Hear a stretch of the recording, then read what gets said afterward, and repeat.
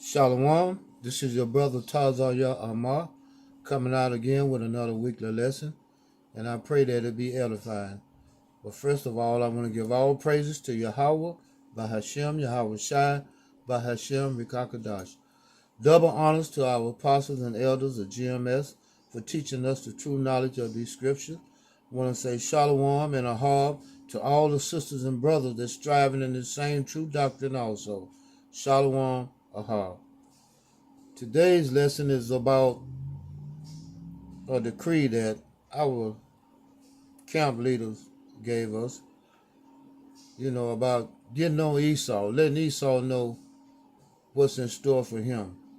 We've been going in hard on Jake and Eve. Hey, now it's time for Esau, to get his true judgment.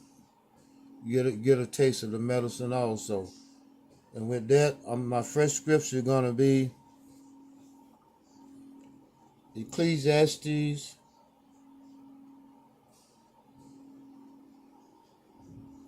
Ecclesiastes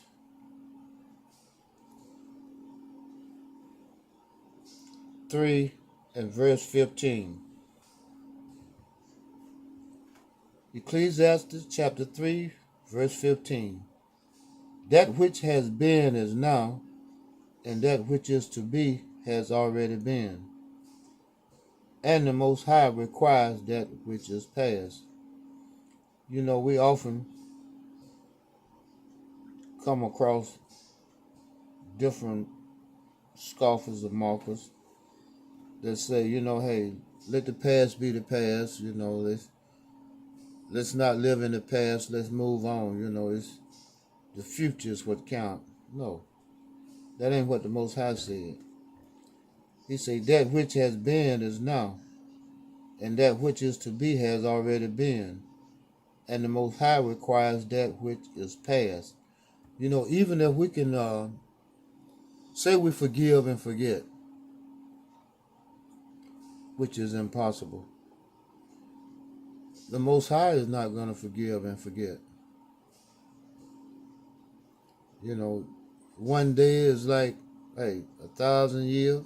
1,000 years are like one day. So all the atrocities that was committed upon his children, his son, Yahweh Shai, it's fresh in his mind. It's like it happened a few minutes ago. So now how is we going to forget if he's not going to forget? Doesn't make any sense. And with that, I'm going to move to the book of Revelation. The book of Revelation, chapter 3, starting at verse 9.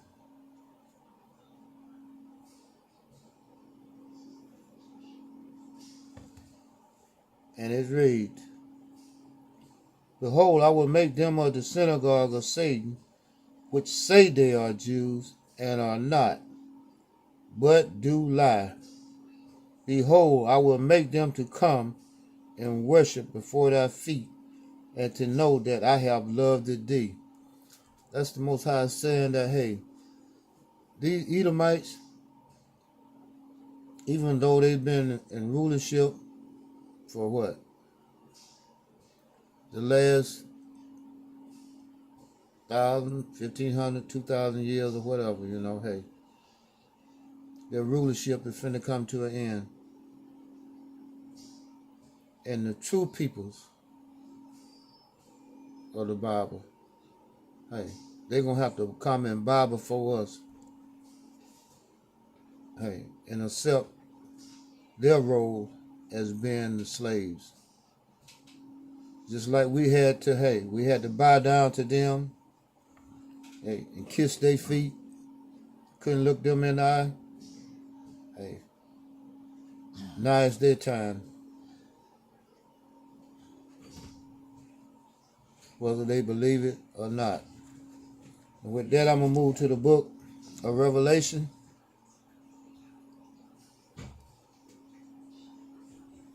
Revelation chapter 13 and verse 9. And it reads, if any man have an ear, let him hear. He that leadeth into captivity shall go into captivity. He that leadeth into captivity shall go into captivity. He that killeth with the sword must be killed with the sword. Here is the patience and the faith of the saints. And we're looking forward to the day that, hey, we're going to get justice. Our ancestors, they never did get no justice. Hey, they was being lynched and hung on trees.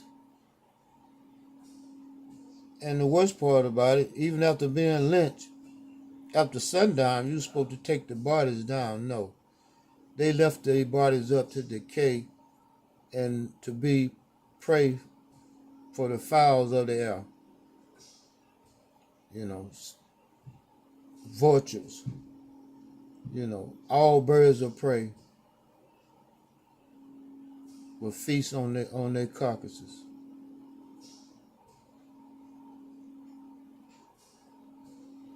How cruel, how evil can you be? Didn't even have the decency to take a body down and bury it.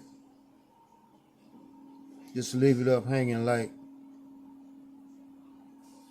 as Billie Holiday said, strange fruit.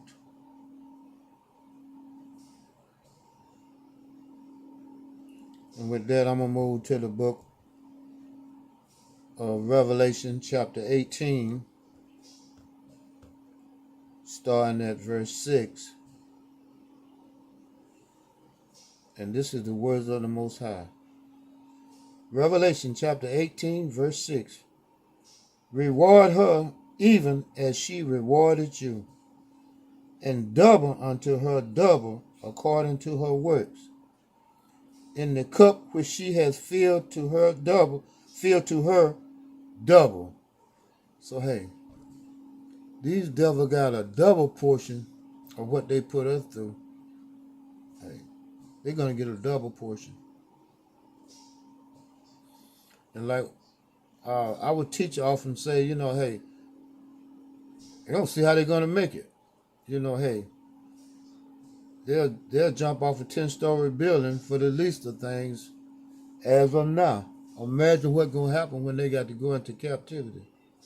When they're gonna be ruled over by the very people that they trotted down in the mire of the earth, Just imagine.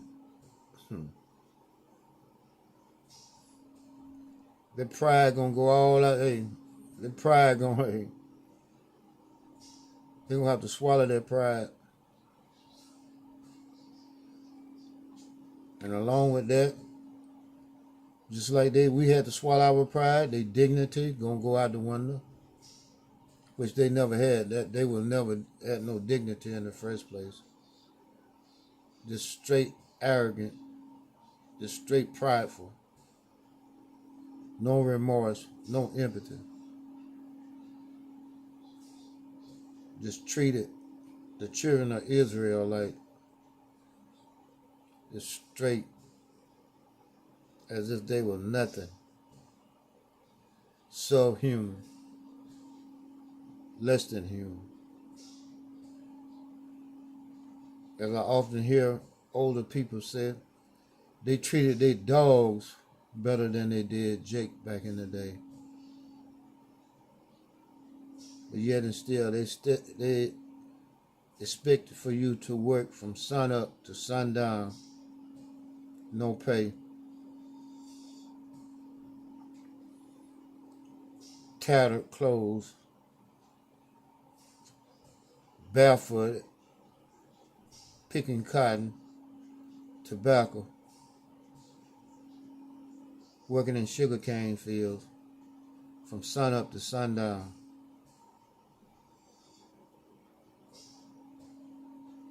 From little toddlers all the way to the elderly. and the expectation, hey, and the requirement, hey, just because you was a toddler, uh, you know, just up in age, hey, it didn't matter to them. It didn't matter to those devils. It's straight cruel. And with that, I'm going to move to the book of Isaiah, chapter 14, starting at verse 1. This is the book of Isaiah, chapter 14, starting at verse 1. For the Most High Yahweh will have mercy on Jacob, and will yet choose Israel, and set them in their own land, and the strangers shall be joined with them, and they shall cleave to the house of Jacob. You know, all the atrocity that you put us through, guess what? At the end of the day, at the end of your reignship, at the end of your queendom, hey, you're going to be up under our subjection. Imagine that. And just imagine what's in store for you. As I read earlier, hey, you're going to get a double portion of what you meted out to us. You're going to get a double portion.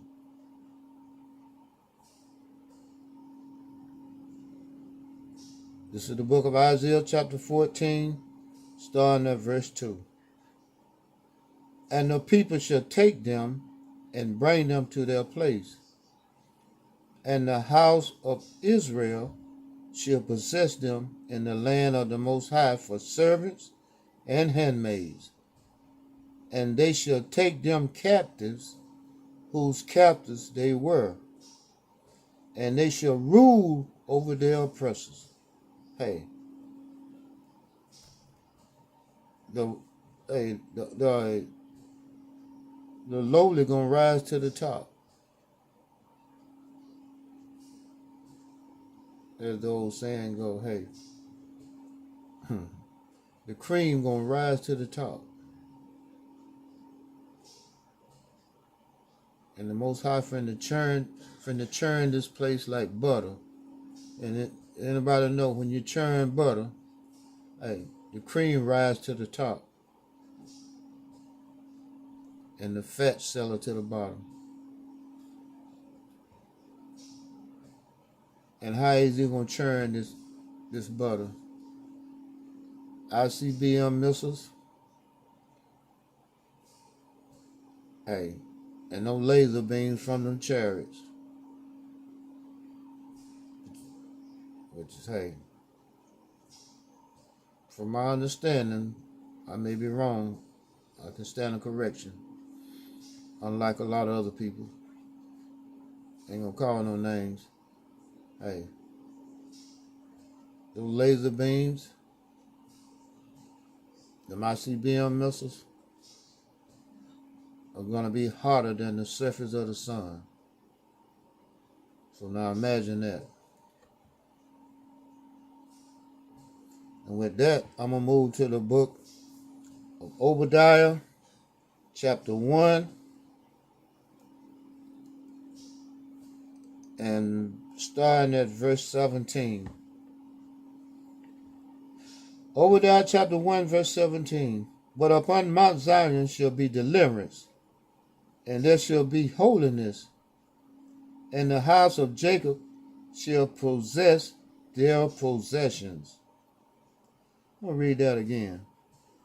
But, Obadiah chapter 1, verse 17. But upon Mount Zion, which Mount Zion is a people before it's a place, talking about the children of the Most High, the Israelite, shall be deliverance. Shall be deliverance. That means it's inedible. Ain't no doubt about it. The Most High promised that. And there shall be holiness. That means, hey, the law, statutes, and commandments going to be in our inward parts. We ain't going to never have to worry about, hey, being disobedient, hey, and causing our Father to, be angry with us again. That'll never happen again. And the house of Jacob shall possess their possessions.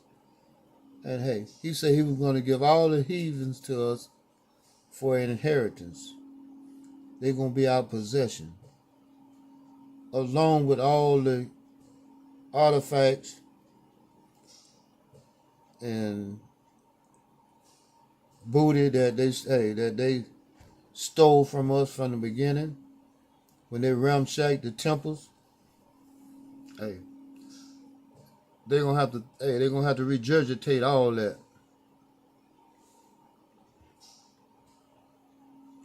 And with that, I'm gonna move to the book of Obadiah, chapter 1, verse 18.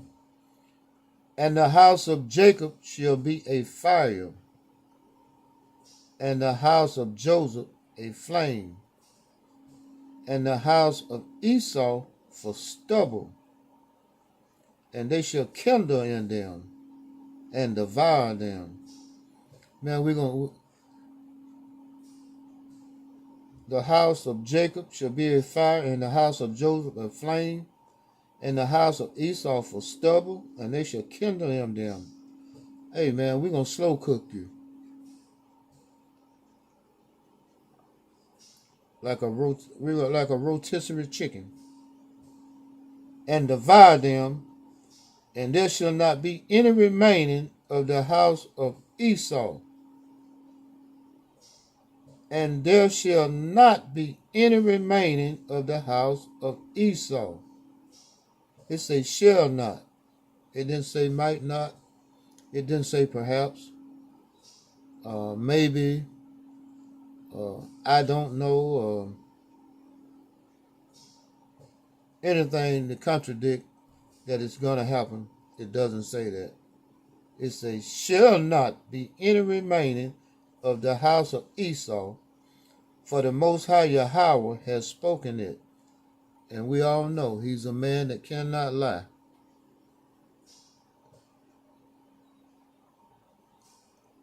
And as a friend of mine used to say, that's the end of the story. And with that, I'm going to move to the book of Hebrew, chapter 12.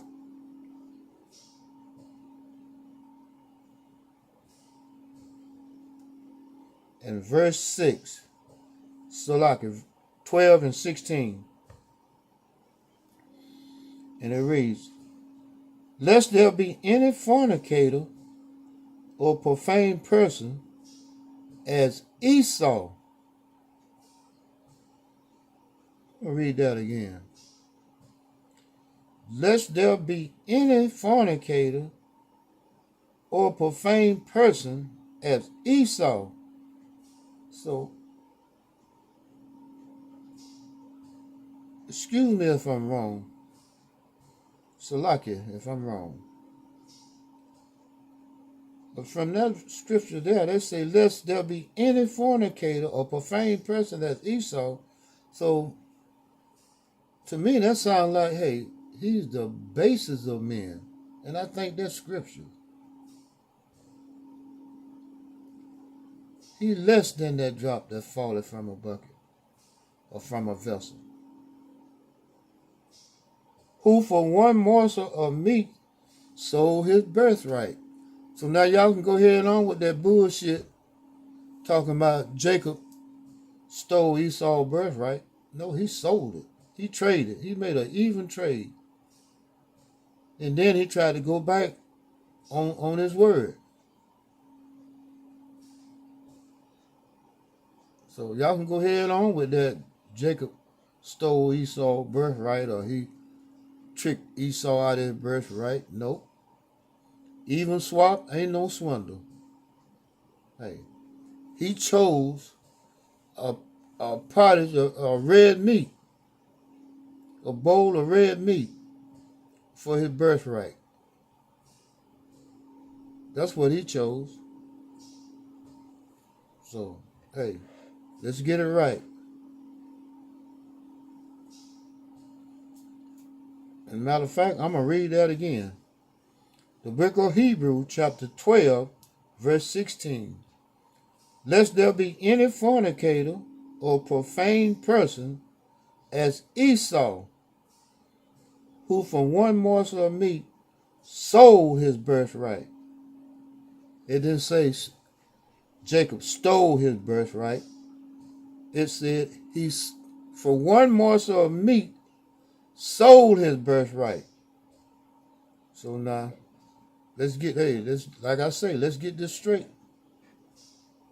So, I'm sick and tired of people talking about Jacob stole his birthright.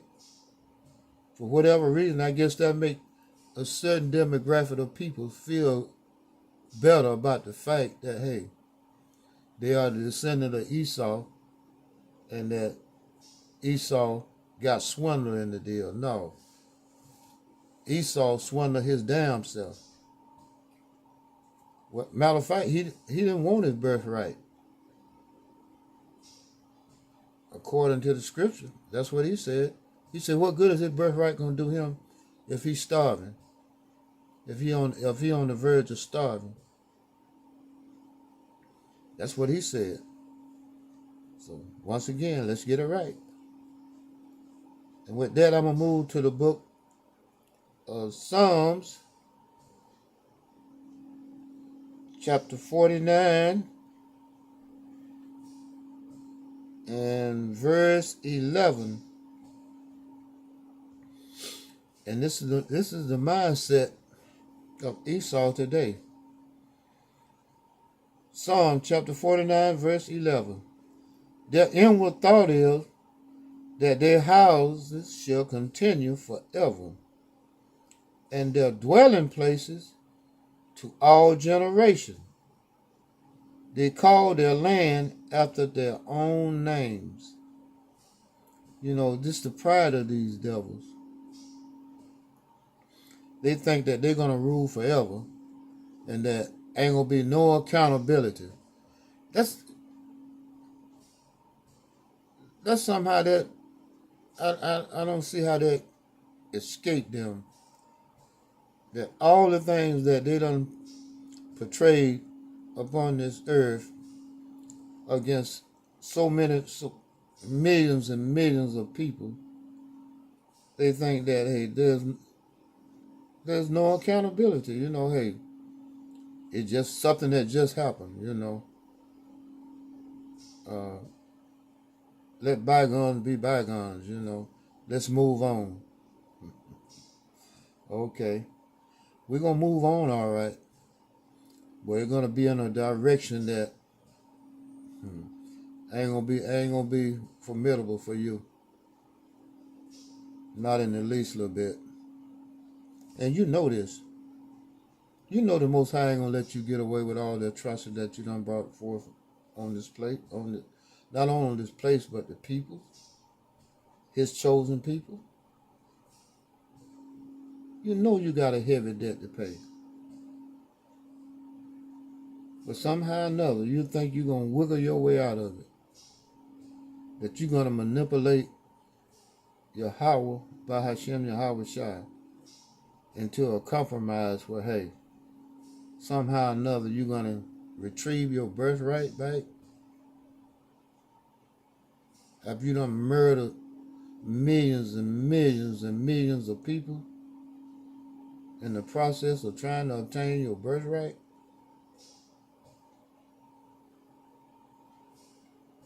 I don't think so. And with that, I'm going to move to the book of Obadiah.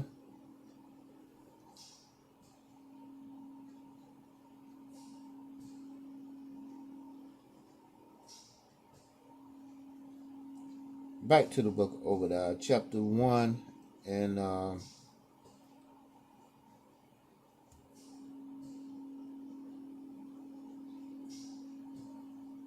start at Obadiah chapter 1, and start at verse 20.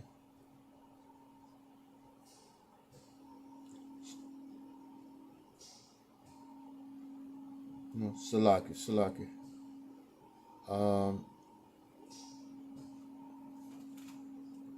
I'm gonna go back to the book of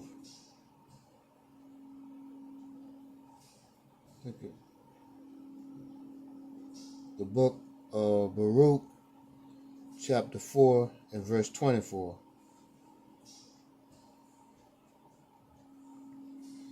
This is the book of Baruch, chapter 4, verse 24. Like as now the neighbors of Zion have seen your captivity, so shall they see shortly your salvation. See, all the other nations that saw us go into captivity, and most majority of them had a hand in our captivity. So just as they seen us go into captivity, hey, it edged it on, cheered it on, so shall they see shortly your salvation from our power, which shall come upon you with great glory. What is them great glories? Hey man, when they crack them skies with them chariots, and people's knees gonna be trembling, hey, they're gonna be wailing like a woman in travail about to have a baby. Their heart's gonna be failing them. People gonna be having massive heart attack, strokes, hey, you name it. And once again, I'm gonna start at the book of Baruch, chapter 4, verse 24. Like as now the neighbors of Zion have seen your captivity, so shall they see shortly your salvation from our power, which shall come upon you with great glory and brightness of the everlasting. Verse 25. My children, suffer patiently the wrath that is come upon you from the Most High, for thine enemy has persecuted thee, but shortly thou shalt see his destruction. Hey, if we just hang in there and endure to the end, hey, the people that persecute us, we're going to see them get persecuted in righteousness. And shall thread upon his neck. You know, just as that devil had his knee on, what his name, George Floyd neck, even though he was wicked. We're going to have our knee on their neck. Hey, we're going to have our foot on their heads.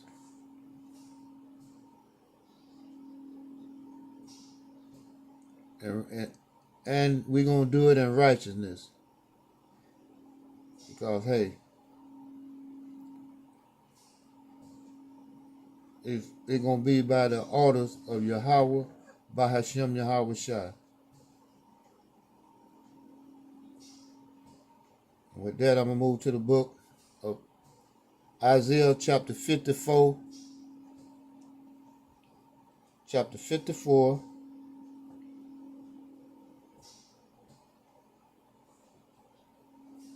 Okay. I'm going to play games.